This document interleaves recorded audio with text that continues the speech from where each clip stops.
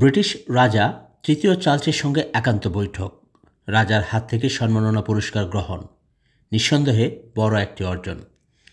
বৃহস্পতিবার দিনটি বাংলাদেশের অন্তর্বর্তী সরকারের প্রধান উপদেষ্টা ডক্টর ইউনূসের জন্য তাই গর্বের, আর তার গর্বটি ছুঁয়ে যাবে গোটা বাংলাদেশকেও।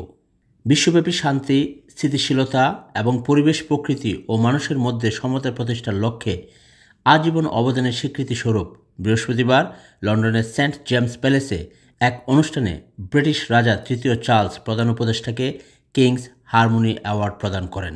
এই অ্যাওয়ার্ডটা একটা রেয়ার অনার ওনার জন্য।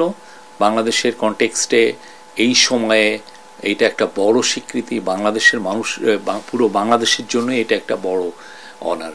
তো উনি যে ওনাকে এই অ্যাওয়ার্ডটা দেওয়া হচ্ছে যে ওনার লাইফ লং যে উনি যেই কাজগুলো করেছেন, যেমন ধরেন মাইক্রো ক্রেডিট পায়োনিয়ারিং করা, এবং মাইক্রো ক্রেডিট যে পুরো বিশ্বে একটা বড় রকমের একটা টুল এই ইয়েকে অ্যাড্রেস করার জন্য, পোভার্টিকে কমব্যাট করার জন্য।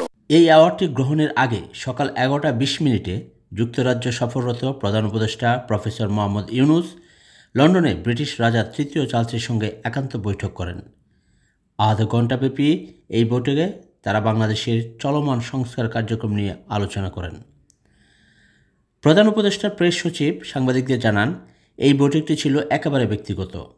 বৈঠকে বাংলাদেশের চলমান গণতান্ত্রিক রূপান্তর প্রক্রিয়া নিয়ে আলোচনা হয়।